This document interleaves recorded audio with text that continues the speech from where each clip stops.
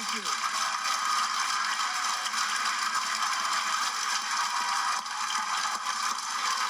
So great. Well, you got a great crowd Nice here. audience. Nice crowd. Terrific crowd here tonight. Thank you so much, everybody. We'd love to get to a lot of questions tonight, and there are a lot of good questions from residents here in Scranton who want to talk about big issues. So we're going to jump right in with the first questioner from our audience. Thank you again, Mr. President, for being here tonight. Catherine Pugh is joining us. She is an undecided voter, and she has a question for President Trump. Catherine? Mr. President, at the outset of the coronavirus, your administration's response seemed to some as being confusing or minimizing. What plans are being considered on a federal level for the possibility of a long-term disruption from the novel coronavirus? Well, actually, we're giving, I think, really given tremendous marks. You look at Gallup poll, you look at other polls for the way we've handled it. And one of the things I did is I closed down the borders to China and to other areas that are very badly affected and really having a lot of troubles. I mean, countries and areas of countries that have had a lot of problem. And I closed them down very early against the advice of almost everybody, and we've been given rave reviews.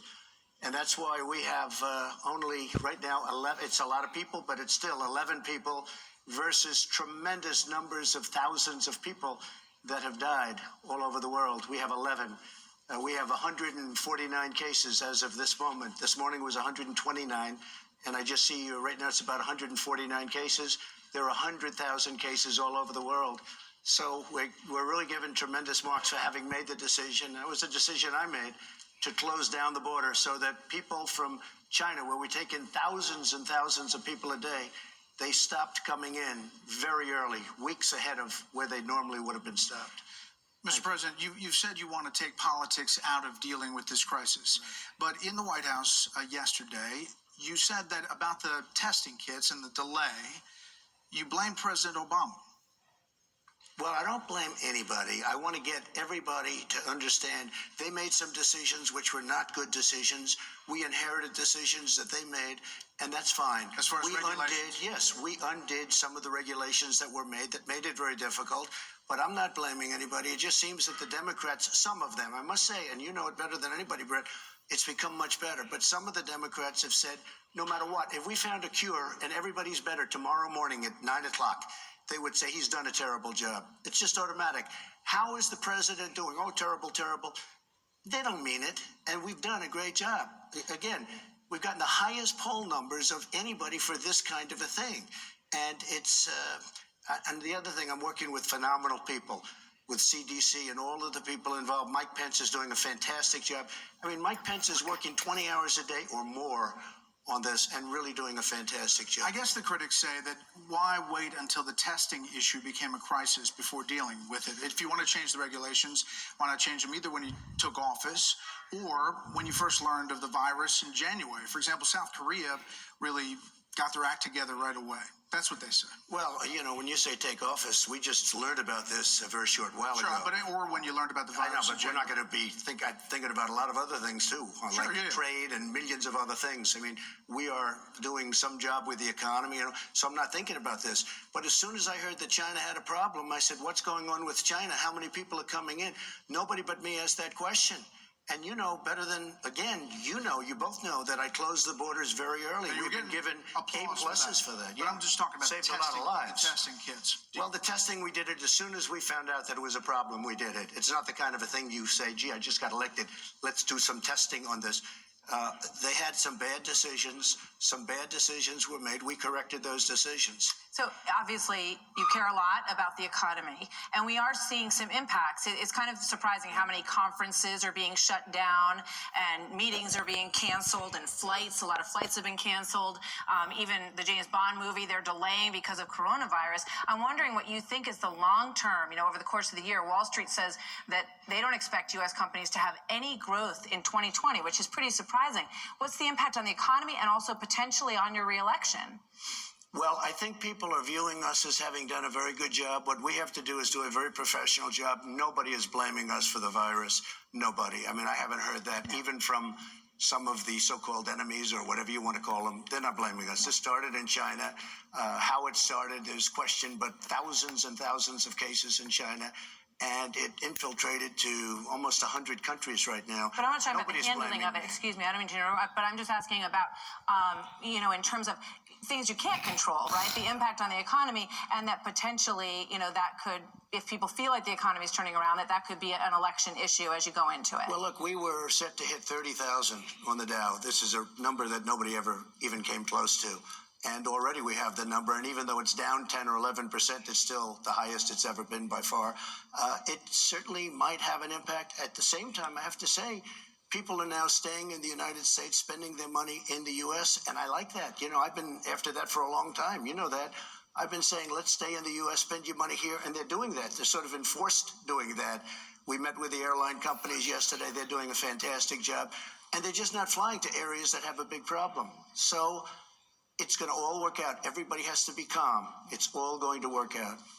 But to Catherine's original question, there is a long-term plan if it lasts longer than you think. We could have a very long-term plan. We hope that doesn't happen, but we have plans for every single possibility, and I think that's what we have to do.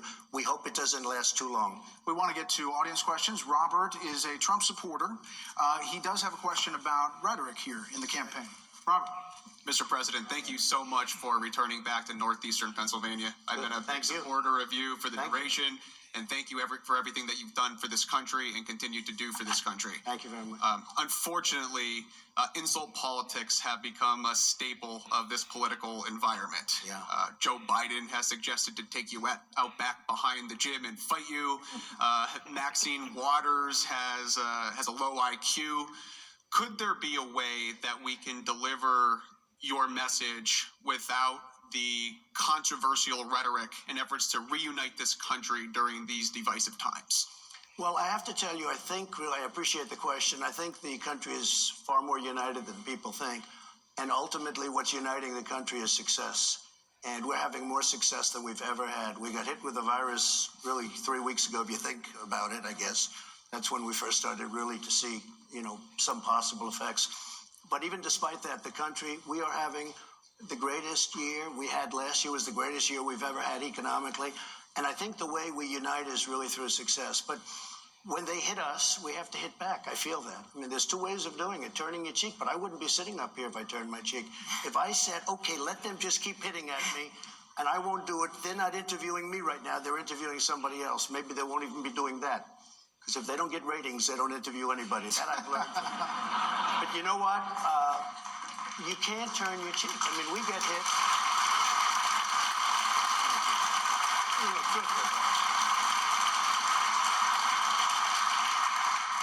We get hit so hard, and we have a media that is, I say to a large extent, it's a part of the Democrat Party. It really is. It's terrible. It's unfair. I call it fake news. I've used that, and people are using that, I guess, all over the world right now, and that's the way it is. We have to fight back. If we don't fight back, you won't be a fan of mine very long. But I appreciate the question. Thank you. All right. So, speaking of rhetoric, I want you to ask you to listen to this. I want to tell you, Gorsuch, I want to tell you, Kavanaugh, you have released the whirlwind, and you will pay the price. Now, I should not have used the words I used yesterday. They didn't come out the way I intended to. Fuck you. So going over some of the response to all of that, President Trump, some of your critics are saying, well, President Trump has also gone after liberal judges, and that You mean they're blaming me for Schumer? No, they're saying that, that he came out. So he made sort of an apology there. Do you think that you should make any apology for what you've said about liberal judges or not? Well, look, I mean, we had a justice come out and criticize me badly, and I just responded to what she said. I had it twice. And when you look at, I had a very harsh criticism, as you know, Justice Ginsburg, just before a debate, during the election, as I was getting elected, she came out. She had to apologize. It was a terrible thing she said. She should have never been allowed to say it. But if they say something to me, I'm not allowed to say back. You had another justice say something that was somewhat derogatory, and all I did was respond. But I didn't respond like Schumer. Schumer, that was a physical thing, in my opinion. He tried to say, oh, well, that has to do with the election. That had nothing to do with the election. The way he said, we're going to hit back like you've never seen before. That was a real intimidation. And the best you can say is they're trying to intimidate so that the judges vote, so the justices vote their way. That's no good either. But that was a physical, that was really, if a Republican did what Schumer did, they'd be in jail right now. Mr. President, just follow up on that really quickly. Chief Justice Roberts obviously put out a statement and really rebuked Senator Schumer for those words. The last time he put out one of these rare statements, it was about you and the federal judge that you called an Obama judge. So to Martha's question, is there something about apologies on both sides when dealing with justices or judges? Well, look, I have to state the facts. I'm not threatening anybody physically, but if we have an Obama judge, we don't do very well. Now, we've appointed 220 federal judges, the most, I think, in history. It's a record. It's a record. Because number one, Mitch McConnell did a great job, and the Republicans did a great job. But the bottom line is President Obama gave me 142 openings when I first got there. Normally, you would have, never been anything like that. Normally, you'd have no opening. Now, do you say he's a great president? The most important thing you have to do, I say, is the military, but a lot of people say is judges and justices of the Supreme Court. President Obama gave us 142. It's unheard of. If you have one, it's like you got lucky. At 142, we're up to 220 federal judges and Court of Appeals judges, 2 Supreme Court justices. I mean, it's incredible, but we were going, if you go to the Ninth Circuit, if you go certain places, it's almost impossible to win. So I was surprised at Justice Roberts, and I have a lot of respect for him. I like him personally. I have a lot of respect. But I think that could have been left unsaid because a lot of people, a lot of very top legal minds disagreed with him when he said it. Now, I'm just talking about the facts. I'm talking about sort of the facts of life. That's the way it is. Well, let's get back to our questions. Our next question is from David Hines. He's a Democrat who decided to vote for you in 2016. Good. Thanks. Mr. President, welcome back to Scranton. Thank you. Everyone supports protecting the environment, but the EPA seems too focused on complex regulations, fines, fees, and lawsuits. What can you do to lead the EPA to focus more on proactive compliance instead of punitive enforcement to protect the environment? David, I love the question because our EPA is much different. We're very tough, but we get things done, and we're taking regulations off like nobody's ever seen. And I say very simply, I want to have the cleanest air on the planet. I want to have the most crystal clear, beautiful water on the planet. And our conditions now are much better than they were 3 years ago. But you know very well, David, because you're into the world of regulation. I think it was maybe one of the biggest things we've done. I've cut regulations more than any president, whether they're 8 years, 4 years, or in one case, quite a bit more than 8 years. I cut more than any other president in the history of our country, and I did it in less than 3 years. So it's a great question. The EPA this is why I was able to get the country going, because so many jobs were stopped by not only EPA, so many other agencies, where you'd have to go get 11 different permits for essentially the same thing. I opened up LNG plants in Louisiana where they were for years, for 10, 12, 14 years and longer, trying to get permits. They couldn't get permits. I got them built. A $10 billion plant in Louisiana, the Keystone XL pipeline. I gave it in my first week. I got approval. The Dakota Access Pipeline, I got the approval. 48,000 jobs. And frankly, it's more environmentally, it's better than having the train going up and down tracks and you don't know what happens with the train. Plenty of bad things happen with those trains. Here you're underground, environmentally better.